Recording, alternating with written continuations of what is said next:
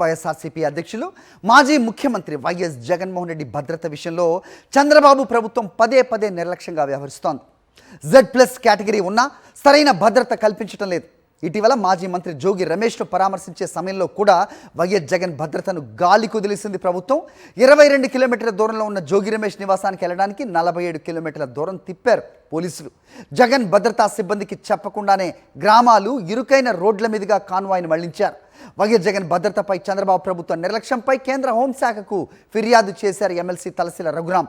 గతంలో జరిగిన భద్రతా లోపాలను కూడా వారి దృష్టికి తీసుకెళ్లారు. రైట్, ఇదే అంశంపై అప్డేట్స్ మా కరెస్పాండెంట్ రవీందర్ అడిగి తెలుసుకుందాం.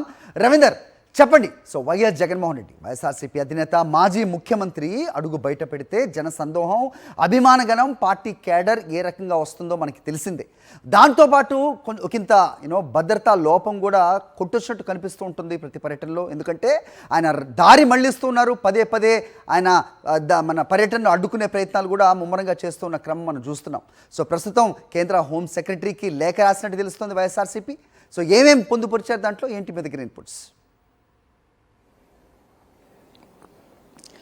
హరి, మాజీ ముఖ్యమంత్రి వైఎస్ఆర్ కాంగ్రెస్ పార్టీ అధినేత వైఎస్ జగన్ విషయంలో చంద్రబాబు సర్కార్ మరొకసారి ఆ భద్రతకు సంబంధించి గాలి కొదిలేసినటువంటి వైన మీద వైఎస్ఆర్ కాంగ్రెస్ పార్టీ నాయకులు ఆందోళన వ్యక్తం చేస్తున్నారు. ఈ నేపథ్యంలోనే కేంద్ర హోంశాఖకు చాలా స్పష్టంగా ఒక ఫిర్యాదు కూడా చేశారు. ఫిర్యాదు అని ఎందుకు అంటున్నారంటే, గతంలో కూడా అనేక మార్లు ఇదే విధంగా భద్రతా లోపాలు జరిగినప్పుడు కూడా రాష్ట్ర ప్రభుత్వం ఏమాత్రం పట్టించుకోవట్లేదు, పైగా నిర్లక్ష్యంగా వ్యవహరిస్తున్నటువంటి నేపథ్యంలో ఇక కేంద్ర ప్రభుత్వానికి ఫిర్యాదు చేయాలని చెప్పి వైఎస్ఆర్ కాంగ్రెస్ పార్టీ ప్లాన్ చేసుకుంది. అందులో భాగంగానే పార్టీ సంబంధించినటువంటి ఎమ్మెల్సీ తలసిల రఘురాం నిన్న రాత్రి కేంద్ర హోంశాఖ కూడా ఫిర్యాదు చేశారు. ఇటీవల మనం చూసాం, ఇబ్రహీంపట్నంలో ఉన్నటువంటి మాజీ మంత్రి జోగి రమేష్ నివాసానికి వైఎస్ జగన్ తాడేపల్లిలోని తన నివాసం నుంచి బయలుదేరినప్పుడు కేవలం ఇక్కడి నుంచి అక్కడికి 22 కిలోమీటర్ల దూరం మాత్రమే ఉంటుంది. కానీ దాన్ని కూడా ఏకంగా 47 కిలోమీటర్ల పాటు దూరాన్ని జరిపించినటువంటి పరిస్థితి. మామూలుగా అయితే విజయవాడ కనకదుర్గమ్మ వారధ మీద నుంచి వెళ్లాల్సినటువంటి వైఎస్ జగన్ కాన్వాయ్ని ఉన్న పలంగా అప్పటికప్పుడు పూర్తిగా తిప్పేశారు. కాజా నుంచి ఆ వెస్ట్ బైపాస్ మీదుగా తిప్పేసినటువంటి పరిస్థితి.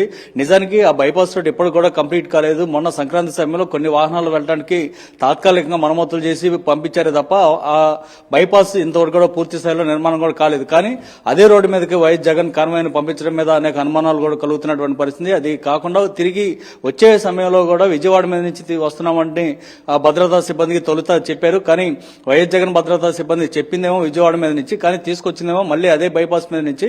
మధ్యలోనే ఈసారి దించేశారు, కాజా దగ్గర దించేసి అక్కడి నుంచి పూర్తిగా మందరం వైపు నుంచి తిప్పి ఎర్రబాలెం మీదగా తీసుకొచ్చినటువంటి పరిస్థితి. అనేక ఇరుకైన గ్రామాలు, ఇరుకైన రోడ్ల నుంచి తీసుకొచ్చారు. రాజధాని నిర్మాణానికి సంబంధించి వెళ్తున్నటువంటి కొన్ని ట్రాక్టర్లు, టిప్పర్ల మధ్యలో నుంచి వాటిని వైఎస్ జగన్ కాన్వాయ్ని తీసుకొచ్చినటువంటి వైన్ మీద వైఎస్ఆర్ కాంగ్రెస్ పార్టీ నాయకులు కూడా ఆందోళన వ్యక్తం చేశారు. ఈ నేపథ్యంలోనే కేంద్ర హోంశాఖకు పూర్తి స్థాయిలో ఫిర్యాదు చేశారు. అది ఇప్పుడే కాదు, గతంలో కూడా, అంటే గతేడాది 2025 ఫిబ్రవరి 19వ తారీఖున గుంటూరు మిర్చి మార్కెట్ యార్డ్ను వైఎస్ జగన్ సందర్శించే టైంలో కూడా అప్పుడు కూడా ఏమాత్రం భద్రతను పట్టించుకోలేదు. ఈ నేపథ్యంలో కనీసం రోప్ పార్టీని కూడా పెట్టకపోవడంతో పెద్ద సంఖ్యలో వచ్చినటువంటి వైఎస్ జగన్ పార్టీకి సంబంధించినటువంటి కార్యకర్తలు కానీ అభిమానులను అదుపు చేయడం కూడా ఇబ్బంది అయింది. ఈ నేపథ్యంలో గుంటూరు సంబంధించినటువంటి స్థానిక నాయకులే రోప్ పార్టీ లాగా తయారై వారే జగన్ కు భద్రత కల్పించుకుంటూ మిర్చాడ్ వరకు తీసుకునేటువంటి పరిస్థితి.